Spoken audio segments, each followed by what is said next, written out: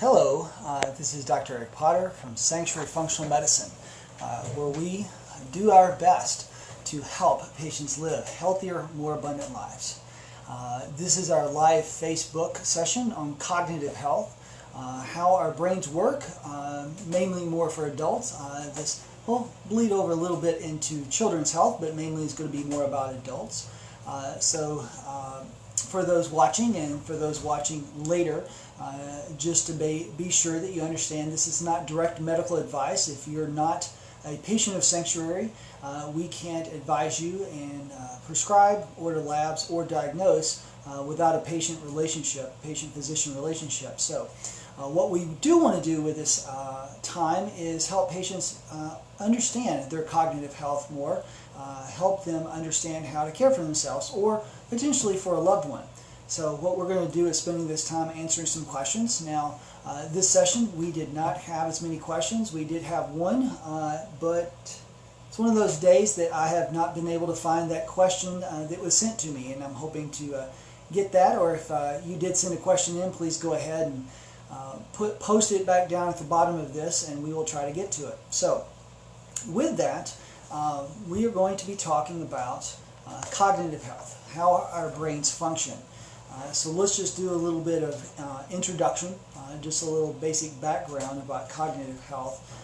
First of all, yes, our brains, most people know this, are where our cognitive functions occur. We use neurotransmitters, chemicals in our brains, we use electrical signals, we have cells that interact with each other, hold memories, cells that are communicating with each other through those electrical signals, and as they go from one to another through those chemical signals. A lot of people know that there are a lot of medicines out there, whether it's for mood disorders, depression, anxiety, things that modulate, change the levels of those neurotransmitters, those chemicals. There's also a lot of chemicals out there, medications and natural therapies that we will talk more about in a moment. Therapies that change how much acetylcholine, serotonin, norepinephrine, those different neurotransmitters there are going from one brain cell to another, or how much are produced, how much are shared, how long they last. There's a lot of ways that we can modify those chemicals to help or also to hurt. You can cause damage. Sometimes when you're helping one thing, you end up hurting something else. So with that, a lot of what we talk about in cognitive health is going to be how we support your brain to work well in terms of electrical functioning, because your electrolytes affect that, your calcium, your sodium, your potassium, but also the neurochemicals. So you need building blocks for those neurotransmitters.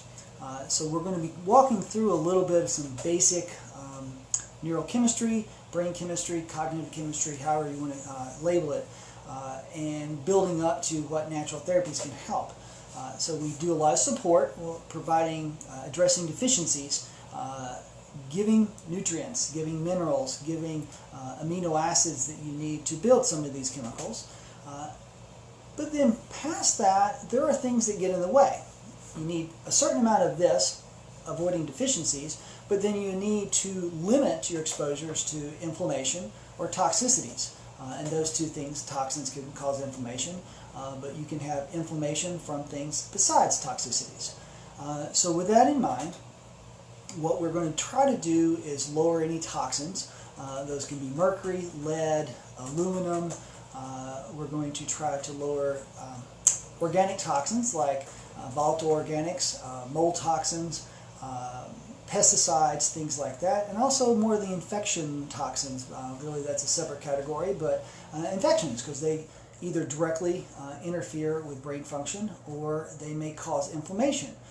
Inflammation then diverts energy and nutrients and building blocks for your brain function into other metabolic processes for the fighting off your immune system, just like our military.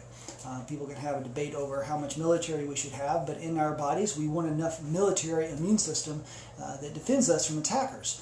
And if there's an attacker coming in, your body's going to divert a lot of attention, build up the Department of Immune Defense, and try to get the body to fight off something so it doesn't cause any more damage than it has to. And once that happens, there's a lot of things going on, and your body's trying to heal. So one of the reasons why that we feel sick, feel depressed, or even a little sad when we say have the flu is the fact that you're diverting a lot of things away from your neurochemistry that would normally help you feel better, and moving that into the repair or the defense, the attack and defend side of things. So we're going to rehash a little bit. We are going to help patients' deficiencies, what they need to do their basic functions. We're going to address toxicities. That may be in the form of chemicals, may be in the form of metals, may be in the form of infections, and we're going to address inflammation.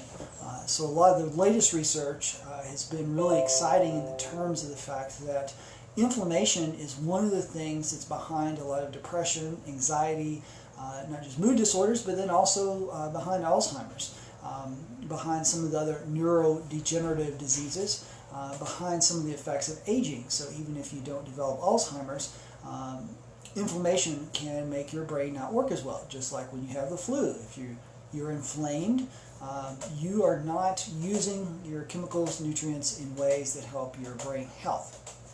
So with that little background, let's repeat back over that, and look at some of the ways that cognitive health can go in the wrong direction. So as we age, often our bodies are not absorbing things as well. Often we are exposed to more and more toxicities. Often we get busier, taking care of a lot of daily things, and we are eating less than healthy food, you might say, something you wouldn't call a low inflammatory diet. Eating fast food, eating processed foods, just have that time. You're rushing, you're eating more high glycemic foods, your inflammation is going up. So as we age and we are busier, taking less care of ourselves, exposed to more toxicities, having more deficiencies, we are at risk for our brains declining, but that is not necessary.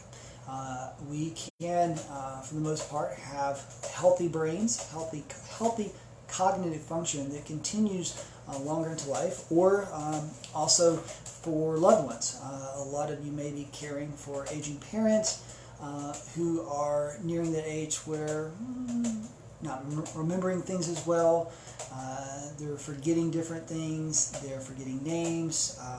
They're losing track of some things. They're not able to keep up with checkbooks, or getting to the point where brain dysfunction is leading to family dysfunction, whether it's not being able to take care of, interact well in the family, and having to get help, assisted living, nursing homes, and so forth. So what we at Sanctuary want to do is help patients who are down the road, who are experiencing problems, and bring them back into optimizing their brain function.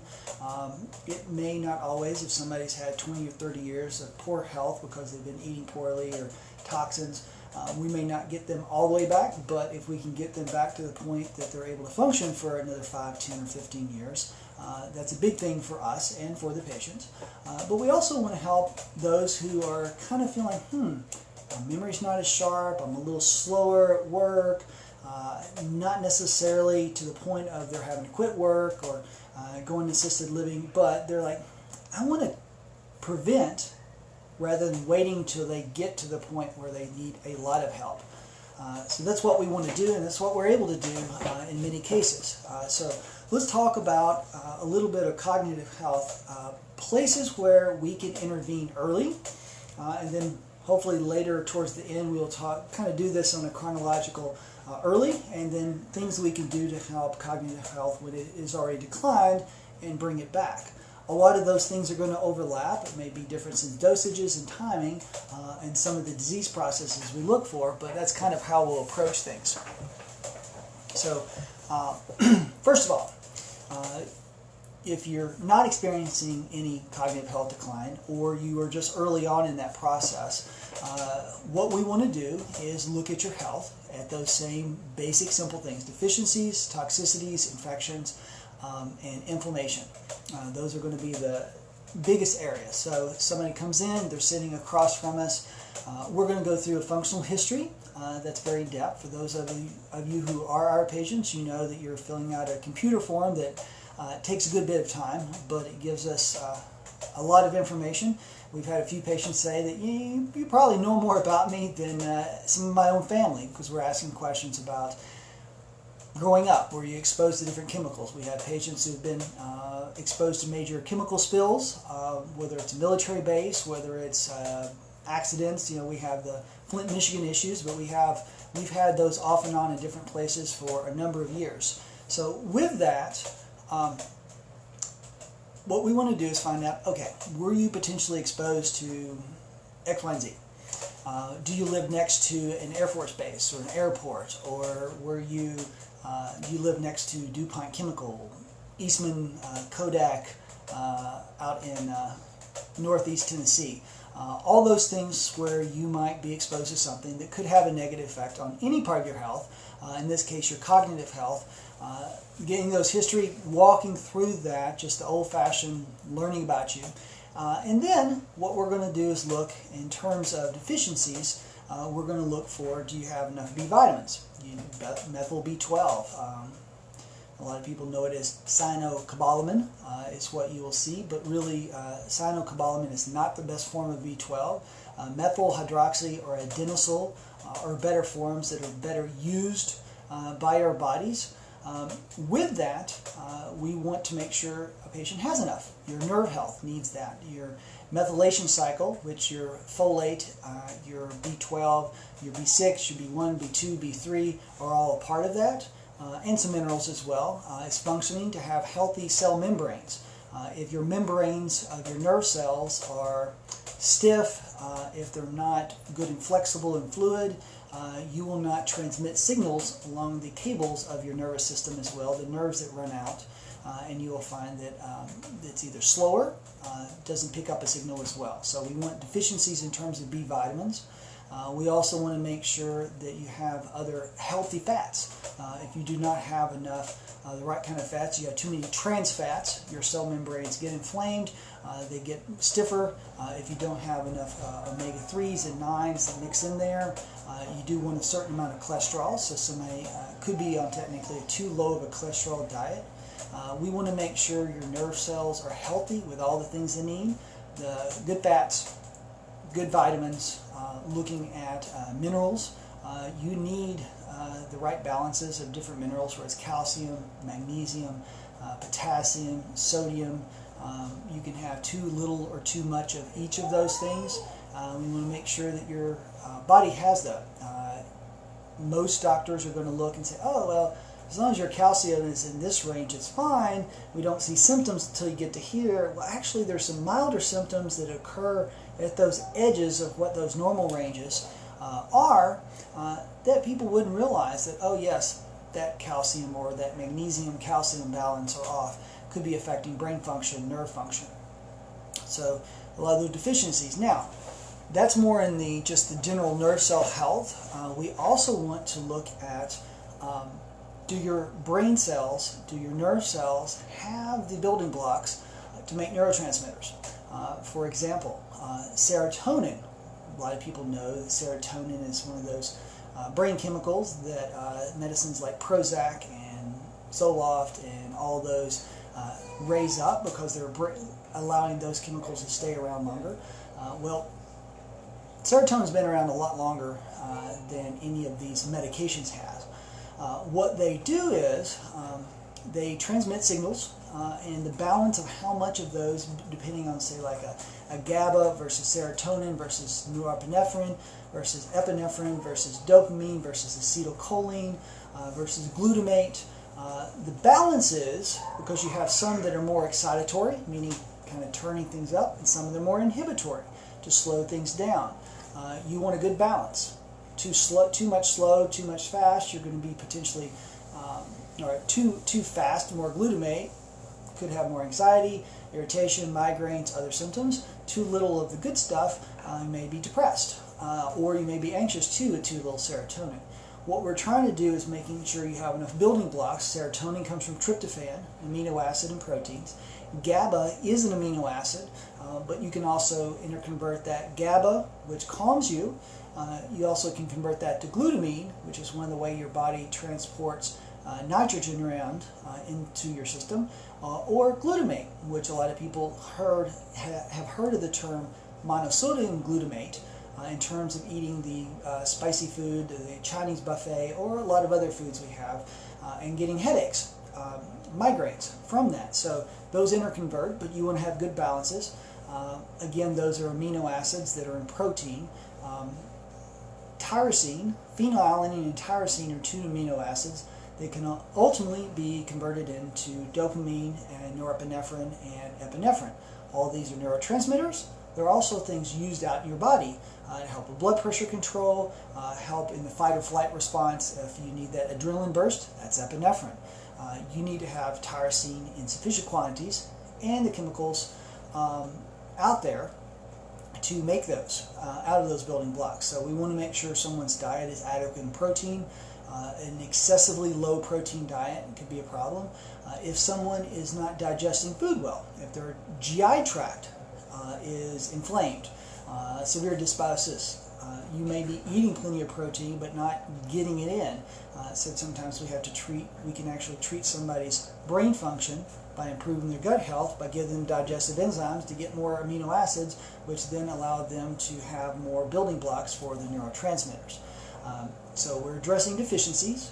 We're also, minerals are a critical part. I don't think I mentioned that. Well, yes I did. We already talked about that, but you need minerals for your brain to function. So we address those deficiencies for those patients coming in. We look at their diet. We have a nutrition intake with a holistic nutrition expert. What Kara will do is go through looking at the big categories, not just are you eating fats, proteins, and carbs, but are you covering the areas fiber, micronutrients, more the minerals and things like that. Are you getting enough healthy fats in your diet? She will start patients on an adjustment, adjusting their diet even before we see them, and then after we see them for the second visit where we've reviewed all their testing, then what we'll do is come back and have Kira see them again and give them kind of some nutrition plans, whether it's a detox plan, elimination food diet, a dysbiosis type diet, a yeast, anti-yeast diet. So we will address those things and help patients get their gut health to the point where it can support the brain health. Now, while we're on gut health, something I didn't mention is the fact that to some degree deficiency, toxicity, dysfunction, however you want to term, your gut and your brain also interact quite a bit. So this is overlapping in all these areas. So let's take a moment to talk about how gut health affects your brain health. Your gut has, some would argue, 1 trillion different bacteria in it, at least 3 to 5 pounds of bacteria that are down your colon. A little bit in your small intestine and stomach, but mainly in your colon. Those bacteria are useful, kind of like in a factory. There's a lot of different workers of those bacteria that either help make some vitamins, help break down food, help digest fiber, help make chemicals that you need for your body's proper functioning, and also they help interact with the immune system to keep your immune system primed to fight off other infections. It's part of the reason, the hygiene theory, that we have so many allergies and dysfunctional autoimmune issues is because we live too clean of a life and don't play in the dirt enough. So yes, you should probably let your kids play in the dirt a little bit more than you do. But back to cognitive health. So cognitive health is, and gut health is when that gut, you have more, say, bad bacteria. Well, let's start with the good bacteria aspect first. You don't have enough good bacteria. You may not be making all the chemicals you need, breaking down the food. So your brain may have some deficiencies, inadequacies, just because your gut dysbiosis or inflammation there is causing issues. Now, then you go back to the fact that that gut can let things in that cause problems. So when you have leaky gut, some of those same chemicals can contribute to leaky brain. So if you don't know what leaky gut is, normally your cells of your gut lining are nice and tight where nothing can get through. You don't see anything going through there. What happens with leaky gut is inflammation. In order to let immune cells in, start spreading out those junctions between the cells. So you start having things that go in there. With that can be bacteria, it can be pieces of protein, different food, antigens that stirs up your immune system. It can also be something called lipopolysaccharide, LPS. So this is some part of the cell wall of bacteria that live in your gut that can trigger more inflammation. Now, those same things like zonulin, that can also cause you to have leaky brain. So just like your gut has this barrier, from your bloodstream to your brain there's a barrier so that things can't get into your brain. It's kind of a sacred place in terms of keeping away infections. Obviously you don't want viruses, bacteria to get in there. But when you have leaky gut, you often have leaky brain, and those chemicals get in easier when you don't want them to do. More inflammation, more other issues. With that, if you have bad chemicals getting in, they're going to go up through your bloodstream, and if your brain's also leaky, they can get into your brain, and you can have effects from that. Besides having the leaky gut, your bacteria in your gut also make chemicals. They can make serotonin. Now, your gut makes a lot of serotonin, but you have bacteria that can make norepinephrine, adrenaline, serotonin, some of the different neurotransmitters. You think, well, that's all the way down the gut. Well, you actually have more serotonin down in your gut than you do up in your brain. And with that, some of that serotonin can spill over. And again, if you have leaky brain, you can have some effects up there. So your gut health has another way through neurotransmitters it makes, either through the gut, bacteria causing you to make more serotonin or less of it, or through the bacteria triggering that themselves.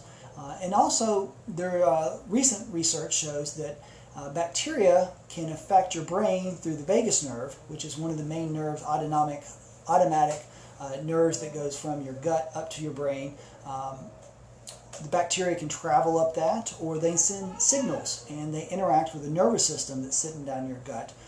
So there's a lot of suspicion that things from multiple sclerosis, which is a degenerative brain disease, to Parkinson's disease may start down there, and that even Alzheimer's can have some effects from things that go on the gut. So with that, again, just kind of recap, we're looking deficiencies, nutrients, pure kind of aspect, whether you've got enough vitamins, minerals, good fats for your brain. Then we're looking at other things, your gut. We've taken a sidebar here, a side trail, the fact that your gut health can interact both with influencing what nutrients you have for your brain, and also allowing things in or sending signals that you don't want. So part of the reason why you're sick at your stomach when you're anxious is your brain and your gut are connected in many ways.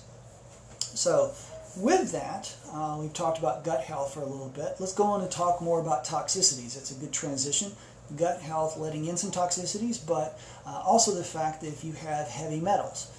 So in the old days, although there's still a few out there, we get amalgam fillings in your teeth. I still have a couple in there. No, if you come to see me, I will not have everybody get the mercury out of their mouth, but if you have elevated levels and symptoms, yes, I will often recommend that to patients.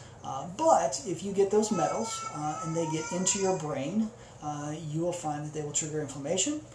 They often hinder proper functioning. They can cause buildup of different extra proteins. Lead can affect the brain both in kids and adults. Mercury, aluminum causes some inflammation. So if you've got leaky brain from a leaky gut, if you've got some metals that are floating and get into the brain easier, they're triggering more dysfunction and inflammation in the brain. There's going to be more chance that the cognitive function declines. In that, you also want an adequate nutrition. So back to the deficiencies for a moment, is you want to make sure that you've got adequate detox mechanisms. Meaning, if you have enough methylation cycle, you're going to do better about getting rid of mercury because it's methylated. Or you want to make sure you have enough methylation cycle to produce glutathione, because glutathione is used to detox so many different things, not just metals, but other toxins. You want to get adequate glycine. That's one of the sulfation, glucuronidation, glutathione conjugation,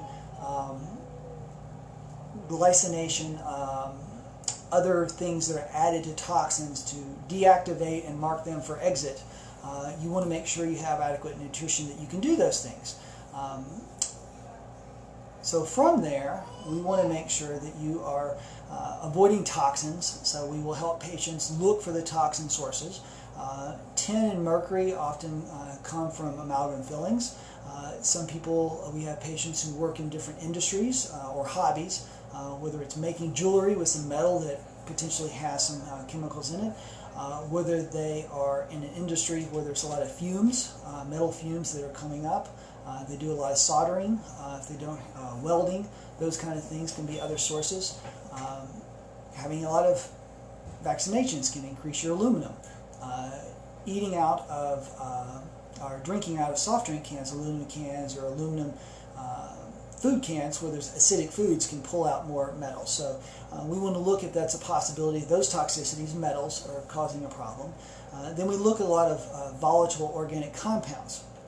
This may be your plastics, this may be some xylene solvents used in different industry, or it can be plastics that you're just eating out of the plastic wrap, cellophane, may be something you're cooking with, Tupperware, where some of those things can cause inflammation. They'll cause hormonal changes, which is another area we haven't necessarily mentioned before. With that, as we want to make sure those things are not getting into your body. Now, let's take a moment and just talk about toxins in our world. People are going to ask, well, how do you avoid toxins? To some degree, unless you're trying to live in a bubble, and even then you're in a plastic bubble, so you are exposed to that.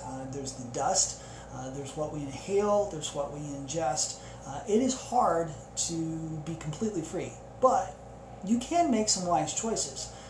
So some of the things for cognitive health is making sure you're lowering toxin intake by using different types of containers to drink out of, different type of materials to cook with, so don't be cooking with plastic, but or in a microwave, use glass or stainless steel.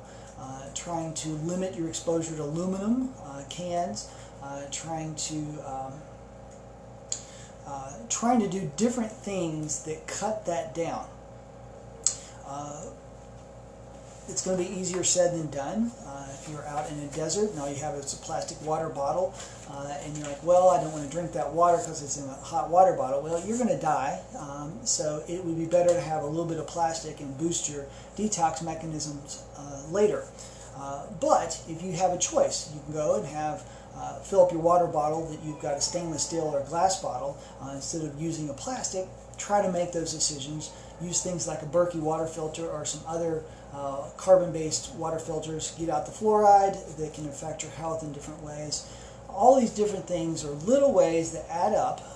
Just like if you one step a day, every day, you're going to go miles over time. You're not going to fix all of these things at once, but if you can incorporate these into your lifestyle, you can have a healthier, more abundant life, healthier cognitive life for many more years than you would otherwise. So some of the volatile toxins, thinking about your work environment. Another organic toxin that's not something more, is less synthetic, except it's made by mold. Cognitive health can be greatly affected by mold toxicity. We have a huge number of patients who we are treating for mold toxicity, despite the fact that many in the conventional medical world would say, poo-poo, that does not exist. You can be allergic to it, but mold toxicity is not real. I've seen it. It's like, you might as well tell me that the sky is polka dotted purple and orange. I know it's not. I've seen blue skies. When I see a patient with mold, their tests show it, their symptoms fit with it, they find mold in their house, we get them out of that mold, we get the mold out of them, and they get better. You're not going to convince me after seeing that many, many times, even in my own family, that happened. So yeah, it's real. So I'm going to get off the soapbox there for a moment and just say that mold toxicity, if you're exposed to mold, 1 out of 4 people have trouble with it. 3 out of 4 probably aren't affected unless you're literally swimming in it. But about 1 out of 4 of the population, regardless of nationality, race, or country, aren't able to get rid of mold toxins out of their body. So a little bit can go a long way in making them sick, interfering blood flow to their brain, causing inflammation, leading to even Alzheimer's over time. Potentially contributing to other health issues, well, definitely contributing to health issues throughout your body. So with that, that's another toxin, like I said, mycotoxins, synthetic toxins that we make, metals, mycotoxins, and then moving on to inflammation. So inflammation can come from toxins, it can come from infections. So patients can have chronic viral infections in the brain. There's recent research showing that one of the things that may trigger many Alzheimer's patients is human herpes virus 6, HHV6, or I think was it 7 or 9 was the other one. But some common childhood viruses that stick around in the brain, some people react differently to them, can cause a buildup to proteins that lead to degeneration, which then lead to poor cognitive health, Alzheimer's, and so forth. So there are some issues there with infections, but even just crossing over again with toxins is too high of a sugar in your diet. Eating a lot of inflammatory foods, processed foods, artificial dyes and preservatives and colorings, which trigger inflammation. Inflammation opens up that blood-brain barrier where you get other junk in as well. But also it's diverting your brain away from doing the things it should be doing, so it makes it more likely to get an infection. It makes it more likely to not be able to heal, not fight off infections. So there's going to be dysfunction there. So we've walked through someone who's coming to us and we're trying to look for what is causing those early signs. So let's shift over a little bit. Before I shift over into looking at patients who are further down the road, or maybe their loved one bringing them in, we're going to talk about a lot of those same things, but looking at a question from Becky, gut neurotransmitters, cognitive health, all are interrelated. It seems most mainstream doctors don't have a grasp on these connections. Is this approach only taught in functional medicine? So partly due to the fact that research is just now coming out that will tell us, oh, inflammation is behind mood disorders or behind Alzheimer's, or just the researchers who discovered that human herpes virus 6 was behind a lot of patients with Alzheimer's.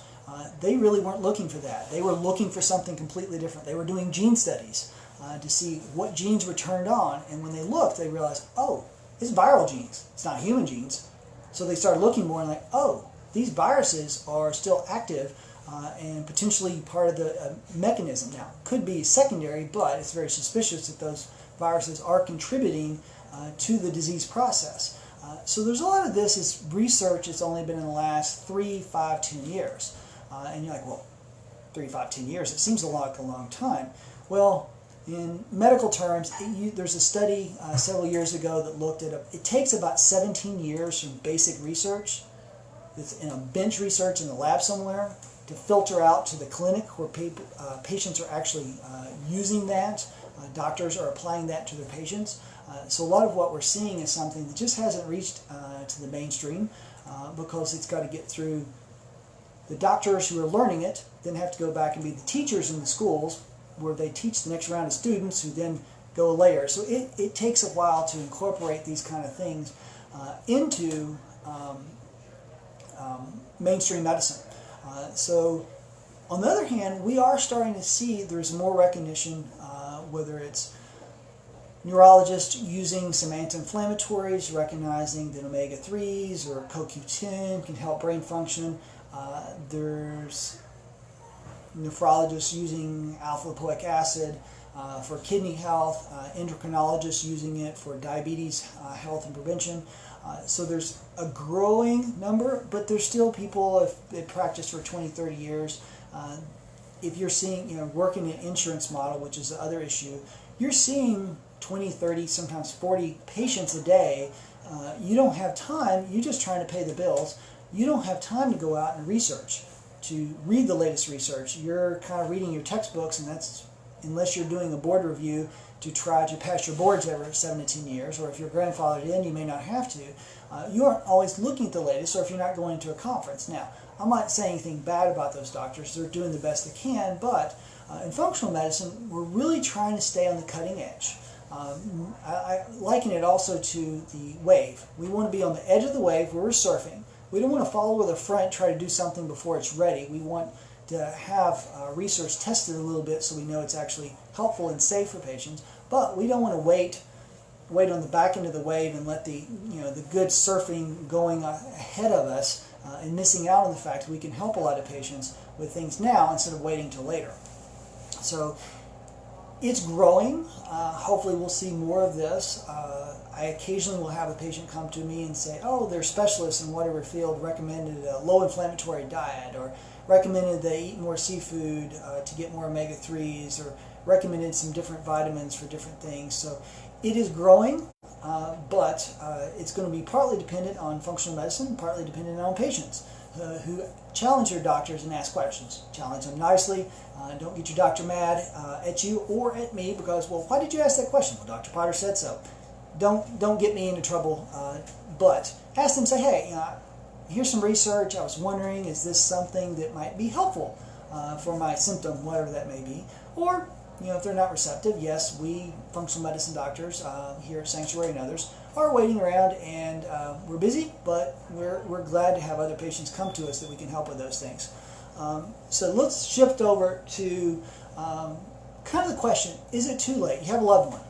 They're 60, 70, 75, or 80. They're having dementia. They already have it, or they're starting to show that, and you're like, oh, they're forgetting, they're needing a lot more help and self-care, personality changes, their sleep patterns disrupted.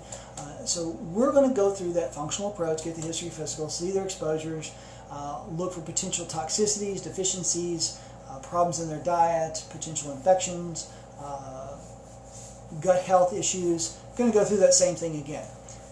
Then what we're going to do is look a little deeper, and this is, and we'll do some testing in the others, but we're going to definitely look at things that might indicate, oh, here is where this person's, with a person who's just starting to show early signs, we can do a lot of trial and error, trying different therapies and see how patients do. But for those who are already down the road much further into disease, ill health, poor cognitive health, we're going to push a little harder in looking for things. So we will do some different basic labs. We'll look at things like an HSCRP if you're inflamed. That's going to interfere with your body's functioning, inflammation marker, or a SED rate is another thing. We're going to make sure your liver and kidneys are functioning. If your main detox organs are not functioning, you're not going to have a healthy body or a healthy brain, either one. So we're going to look at that. Look at electrolytes out in your body. So just some standard metabolic panels. A lot of all regular doctors, conventional doctors can do that. But then we are also going to go a little further in doing some advanced testing. So we might do something called a NutriVal, or organic acid testing is a more general term for that, or an ion panel. What that looks at is organic acids, whether your body's functioning, not just how much this vitamin do you have, but more of a treadmill, a stress test for your body. Do you have enough of this vitamin to clear out this chemical? Because if this chemical builds up too much, you may have some negative effects. Kynurenic acid in your brain for inflammation, or FIGLU, formoaminoglutamic acid, being high means you don't have enough folates. So we want to see those organic acids being level, meaning you have enough vitamin, because your vitamin goes down, those go up. If your vitamin goes up, those typically go down, unless you have some other metabolic issue. One of the tricky things is, to make that go up and down, you may have 2, 3, 4 things, and it may be only one deficient causing that to go up, or it may be all of those. So we do a lot of tests. It's a broad panel, so we can really see, oh, is it your B12 that's low? Is it your folate? Is it your B2? We also look for things that are markers of yeast. Yeast can produce chemicals like aldehydes. So I don't know how many of you out here have had that experience, but aldehyde is what I would call one of the hangover chemicals. When you drink too much alcohol the night before and you wake up, have a headache, feel queasy, feel tired, you didn't sleep well, maybe have a headache, one of the things that can cause those symptoms are aldehydes. Your body's breaking down alcohol. On the way to getting rid of it, there's aldehydes build up. Those can make you feel pretty stinking sick. Yeast can make some of those same things like acetaldehyde, and a lot of patients who have a yeast overgrowth will find, oh, they have a hangover. They feel like they're always just kind of queasy, headache, don't feel good. So you can go a long way in treating some yeast in the gut with some different botanicals or pharmaceuticals, either one, to help patients feel better. Yeast also steal B1 and B2. So one of the reasons we find some patients are deficient in thiamine or riboflavin is the fact they have too many yeast in their gut that steals their vitamins. So we will work around that, kill the yeast, get your B vitamins up another way, and try to get you better. So we're treating, again, gut health. We're looking for doing organic acids. In that test, we will typically look for some heavy metals, the lead, arsenic, mercury, tin, cadmium. Cadmium comes from smoking, being around secondhand, or smoking yourself, and some other industrial places. Arsenic, if you're eating too much rice, so somebody's eating rice, 2 or 3 products of rice a day on an ongoing basis, can build that up. So we look for those toxins, look for enough amino acids, looking for your balance of omega-3s and 6s, those good fats, again, are measured by those tests. Then, based on history, we may look for chronic infections like Lyme, can cause some degenerative changes. We look for mold toxins. We look if somebody has a history that they worked in a chemical plant or lived in an area where there's a chemical spill, or they spent a lot of time around the farm with a lot of pesticides. We will look for some of those with some different tests. Also, want to look at hormones. That's the other thing. If you're deficient in thyroid hormone, or excess, too little or too much of cortisol can interfere with brain function. One of the reasons why under high stress your memory doesn't work as well is you can't form as many memories if your cortisol is elevated. Your hippocampus, where memories are stored, doesn't work as well. With that, we're going to look at hormones, look at testosterone, estrogen, progesterone, depending on male or female, making sure those are adequate. Hormonal health, we've talked about deficiencies, using those tests, looking at toxicities. We will look at inflammation with different markers. We put all that together, and we'll come back and put together a personalized program based on that. Now, someone may ask, hey, what about genetics? Well, we do look at genetics too. APOE is a gene that if you have copies of the 4 allele, you may have increased risk. There's a few other ones, so we do look at patients' 23andMe or different genetic reports. But we can't necessarily change your genetics. Now, depending on what those are, we may say, oh, you're more prone to inflammation-induced Alzheimer's, or you're more prone to toxin-induced, or you're more prone to metabolic disorders like the high sugar that causes inflammation in the brain. And we will address those, but we can't fix your genetics. But we do use those to personalize programs and say, all right, let's wrap this around and put together a program that's just for the person that's sitting in front of us. We also look at symptomatic therapy, so sometimes, well, most of the time, the things we do are going to take weeks to months to see full effects. So if somebody's having a lot of anxiety with their cognitive decline because they're anxious about it, or having trouble remembering things, there are therapies like GABA, theanine, 5-HTP, magnesium, fish oils can have some benefit there. There's a lot of therapies we can use to ameliorate the symptoms as we're either doing detox, as we're boosting, addressing deficiencies, as we're detoxing chemicals, as we're treating infections, whether it's a chronic Epstein-Barr, chronic Lyme, chronic other tick-borne infections. We're addressing all those things both with the short term, get someone better as quick as possible, but in the long term, keeping them better and doing things that reverse root causes, not just throw symptoms treatment on there. So that is, we've been going on. Those of you know me know that I love this stuff, and I can talk about these kind of issues for hours at a time. But I wanted to give someone who is just looking at this for the first time, either for themselves or a loved one, a chance to kind of get a big picture of that. And that kind of puts most of what we do into about a 40 to 45 minute nutshell. I am open to some more questions. Again, this is not a forum that I can answer specific, what doc do I do with, in fact, I can't remember where my keys are, or I have headaches and some memory problems. That you need a formal patient-physician relationship, but if you have just some educational topics about something that I just talked about, I am available for some questions. I'm going to think through some common questions I may get while I'm waiting, if any of you have any. But I'll give you that for a minute. And just as another side note, if any of you are interested in getting yourself or a loved one in, Stephen is our intake specialist, our patient relations specialist, who helps patients understand how our system works. And he is available at 615-815-5941 if you want to learn a little bit more about what Sanctuary does from the logistical standpoint. So with that, I know what else I didn't mention in there. We've talked about a lot of therapies, either deficiencies, toxicities, but lifestyle. Exercise, yes. Stronger muscles mean stronger brains. So there are hormonal chemical changes when you exercise that improve your brain health. It keeps blood flow, lowers inflammation, helps hormone balance, other chemicals that we're just now learning about that help your brain. Sweating also helps you detox some of the heavy metals and other things. So exercise. Now, that doesn't mean that if you've not exercised in 20 years, don't take my recommendation to exercise as, go out and try to walk or run 10 miles, give yourself a heart attack. This is something you want to do in conjunction with a doctor. If new, if you're already doing it, great. You are benefiting your health, your cognitive and physical health. So exercise is one thing. Now, I say this with a grain of salt in the fact that I say, get good sleep. And some people say, well, the reason I'm seeing you is I can't sleep well. So we address those things, but don't let yourself choosing to stay up to 1 a.m.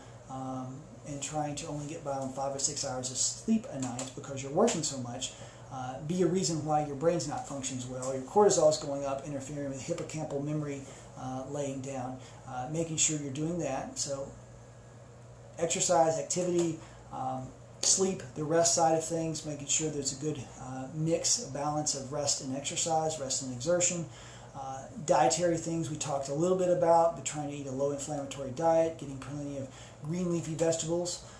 And I want to share something with you that when I first heard, I was, no pun intended, but thought that was really corny in terms of your vegetable and fruit intake, was the fact that you want to have a good mix of colors in your diet of your fruits and vegetables. Each of those different colors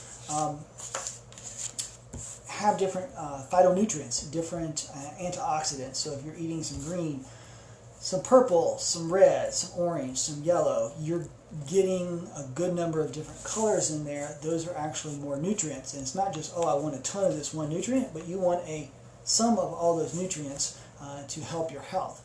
So rest, exercise, diet, and having a lifestyle where you try to limit stress. If there's relational issues, working through that with counseling or pastor or some other issue to lower stress.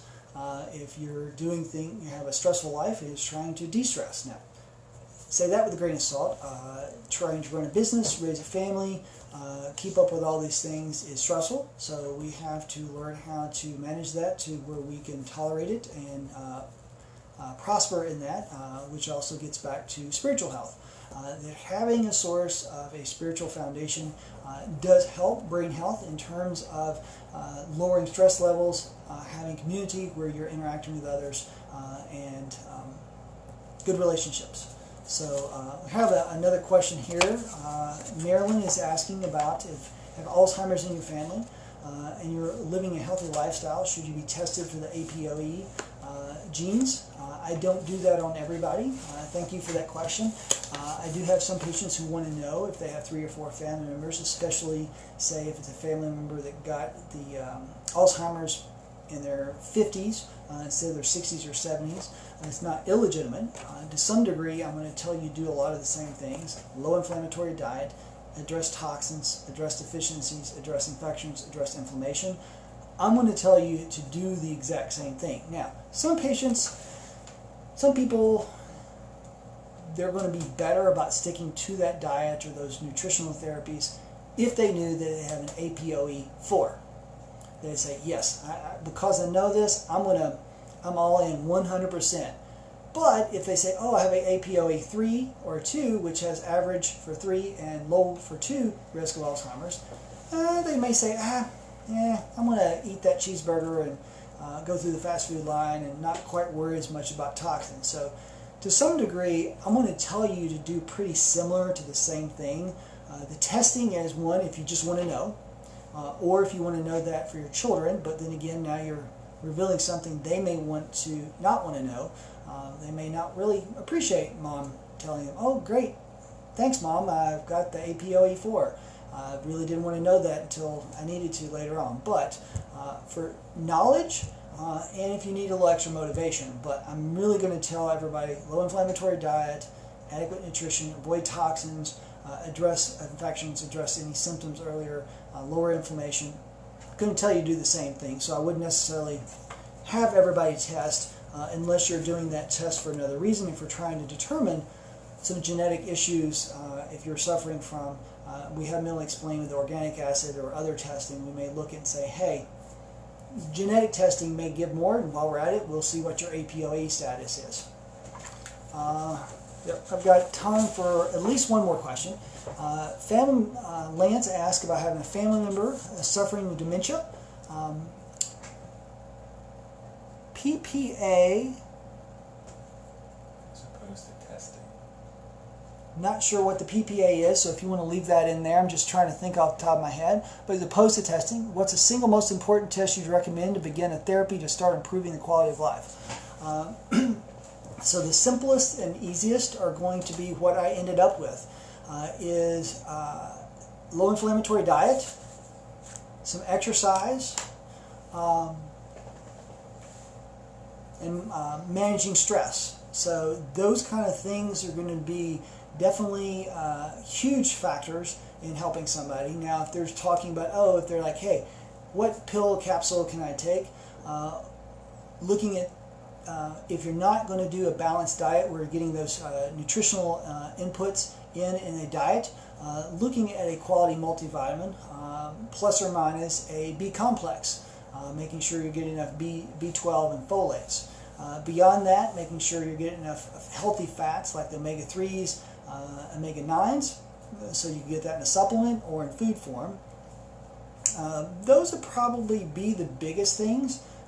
Next step would be looking at getting your sugar checked to make sure your sugar and inflammation test checked, and addressing those if those are abnormal. So those would be the basics, and then we would walk through that longer functional approach. Those are the easy things I could say start without really being the doctor for that person. Those are 99% of the time, if not 100% of the time, are going to be the things you would start out with. So I probably have time for one last question. If anybody sticks it in there on Facebook, I can do that. So I'll give you a minute.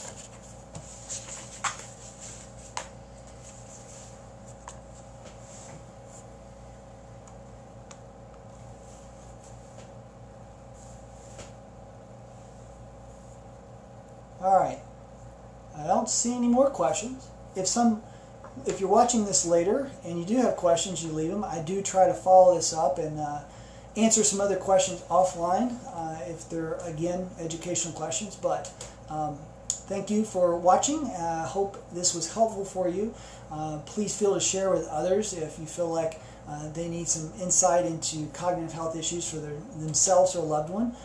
And I look forward to our next, in 2 weeks, I forget what the topic is, forgive me for that, for the rush of the day, but in 2 weeks, I believe is when our next, I'm going to check the calendar here.